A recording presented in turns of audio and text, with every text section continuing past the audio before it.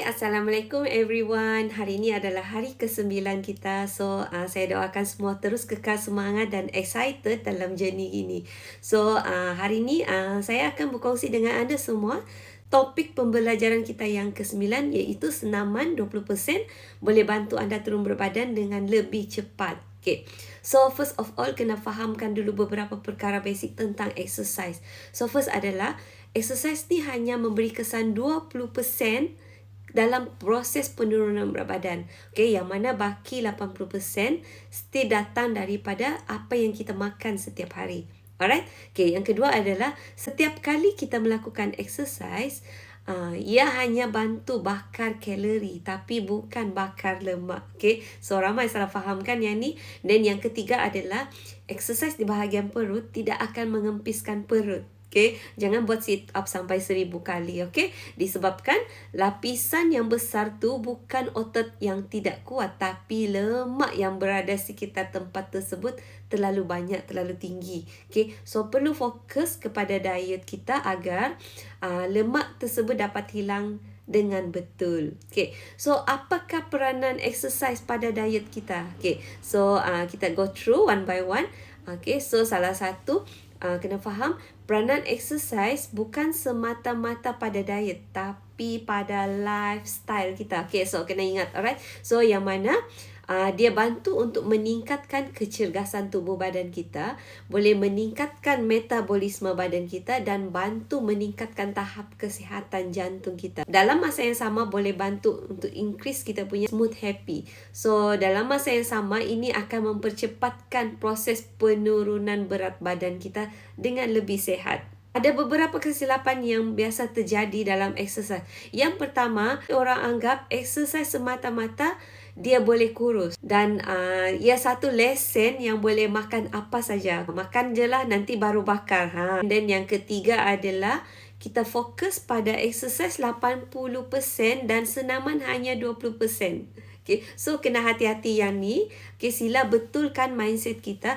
iaitu yang mana nutrisi 80%, senaman hanyalah 20%. Ada jugalah beberapa persoalan daripada peserta yang tanya, Coach, perlukah exercise dalam diet? Ada 3 jenis kategori. Yang pertama, anda perlu exercise jika anda seorang yang pasif, yang tidak banyak aktiviti. Seperti terutama untuk orang yang bekerja dekat office, yang memang duduk daripada pagi sampai ke petang. So, yang ini memang perlukan exercise. Manage masa anda sekitar 15 ke 20 minit sehari dan lakukan 3 ke 4 kali exercise seminggu.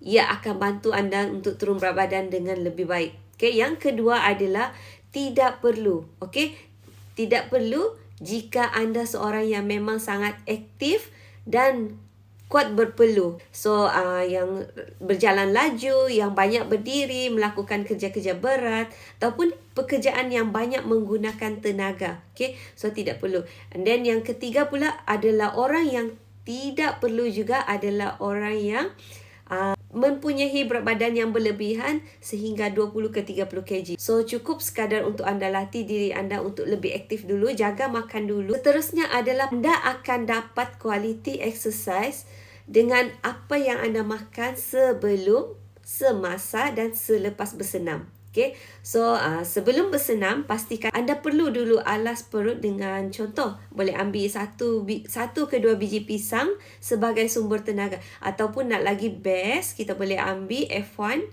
shake kita plus dengan dia punya F3, whey protein. 3 scoop F1 plus 1 scoop F3. So, protein yang tinggi dalam F1 dan F3 ni, dia akan bantu kita untuk perform dengan lebih baiklah ketika bersenam. Okay, so semasa bersenam pula, apa yang kita perlu ambil? So, Coach suggest elakkan minum air kosong sebab kita sudah banyak kehilangan cecair daripada tubuh badan melalui peluh kan. The best drink yang Coach boleh suggest adalah CR7 Drive. Okay, ia ada magnesium yang boleh bantu untuk elak kram. Okay, dan dia ada electrolytes yang replace sebab electrolytes ni biasanya dia akan hilang daripada badan kita ketika bersenam. So, CR7 ni dia akan gantilah. Okay, dia macam minuman isotonik. Okay, so selepas bersenam pula kita boleh ambil apa? bukan mi goreng, bukan burger. So tapi ambillah F1 dan F3 ataupun F1 Sport. Okay, so ini sangat penting. Cuma di sini perlu coach tekankan, okay, dalam tempoh 30 minit anda perlu ambil nutrition untuk recovery. Recovery balik otot-otot kita yang banyak tercedera ketika bersenam. So otot-otot ni makanan utama dia adalah protein. Okay, so the best is protein ada dalam shake. Okay, so saya yakin anda dah faham konsep sebenar tentang senaman yang mana ia boleh bantu dalam proses penurunan berat badan. Okay, so saya mau share satu quote daripada Dr. Joel Wallach. Okay, exercise without supplement is suicide. Okay, so kita merisikokan diri sendiri jika kita tidak makan apa-apa makanan sebelum dan selepas exercise. So untuk siapa yang suka bersenam, sangat pentinglah untuk anda semua jaga makan kita sebelum dan selepas. So semoga perkongsian saya pada hari ini bermanfaat untuk anda semua, untuk anda faham lebih jelas bagaimana senaman tu bantu anda turun berat badan dengan lebih efektif. So thank you everyone for watching. Good luck everyone.